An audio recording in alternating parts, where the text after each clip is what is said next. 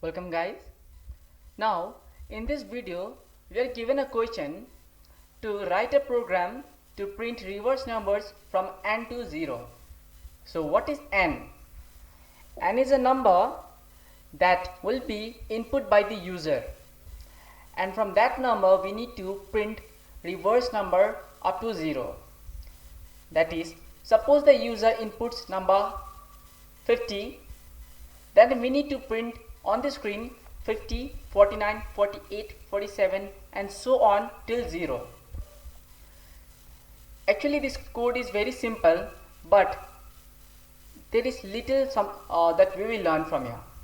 Okay, let's come to the code. We have our general syntax. Now coming to the integer type, because numbers are of integer, we are not taking any point number. So from n, right? So we will initialize n to be a variable. For now, let us tell the user to input a number, last number.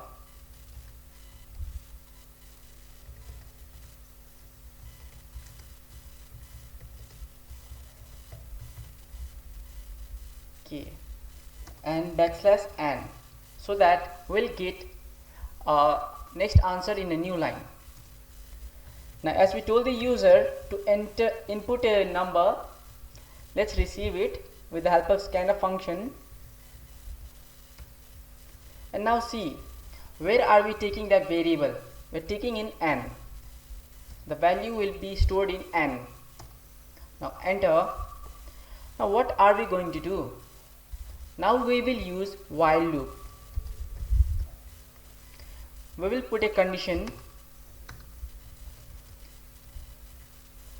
After the condition, our main target is to print.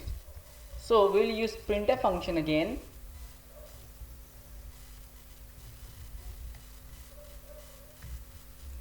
Modulus d, because we are dealing with integer, and answer also we need in integer type. For a while let's use backslash so that we get answer in a line by line manner. N. And what? Okay, now let's come to the condition. This is the general thing that we learned from our last two videos, and here it will be quite different. As we got the input n from the user, now we have to apply a condition so that our output will be in reverse form, not in a serial form 1 2 3 4, not in this sequence but in reverse form. So for that, what kind of algorithm or condition shall be put?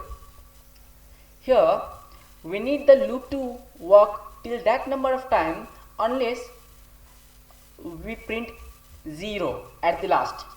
That means till n is greater than equal to 0. See this condition, let us understand why we use this condition. You will also be able to think and create your own condition according to your own choice. See, suppose I'll keep the value of n to be small so that you understand very nicely. Suppose we took the value of n equal to 3, right? Now 3 is greater than equal to 0. Yes, it's true. So our function will work.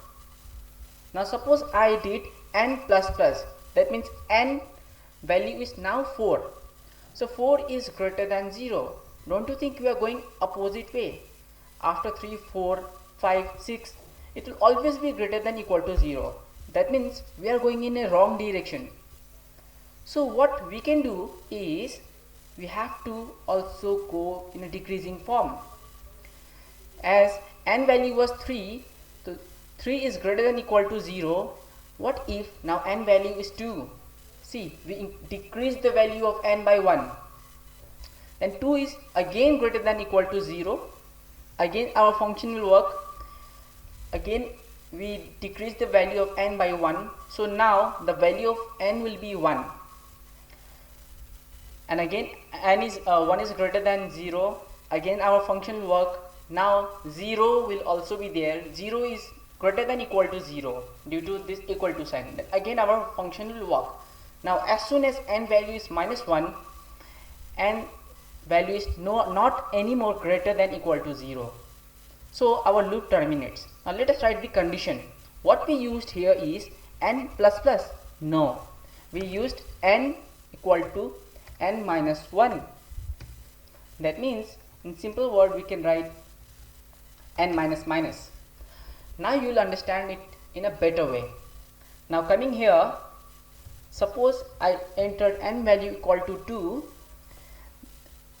From here we will get the input. We all know that scanf provides us the input. Now n value is 2.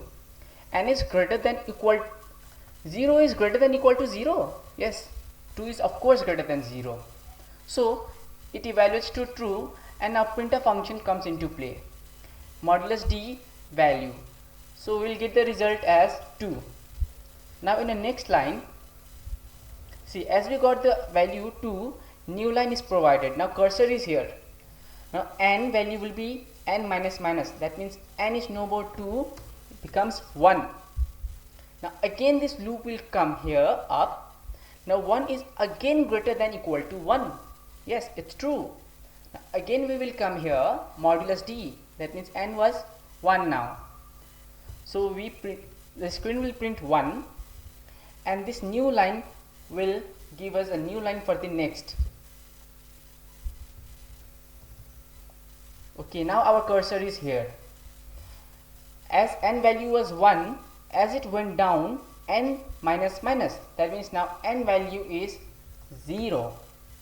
Now again it will come back to this condition. 0 is greater than equal to 0. It is not greater, but it is equal to. So 0 is greater than equal to 0. Again condition is true. So again printf function will work, modulus d. Now n value is 0. A new line. Okay, according to compiler, let's do that work. So our cursor is now here. Now 0 minus minus. Now on the value of n is minus 1.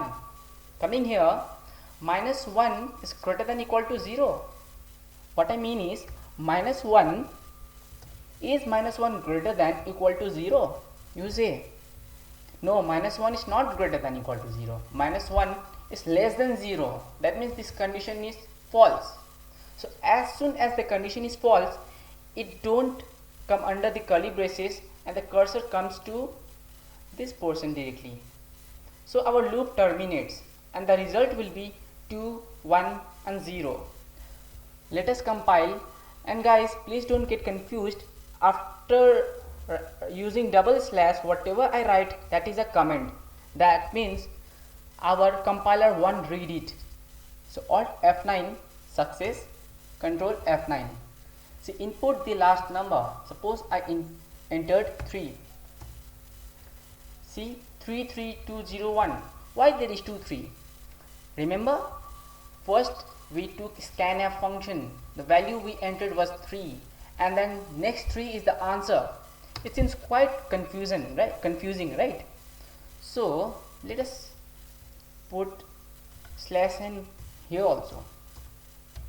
See guys, there is two meaning. When we use slash n at the last, it means after printing the number, it will provide us a new line for the next printf function. But when the slash n is used, when a slash n is used at the first, then one line will be left, and then in the second line our what data will be shown.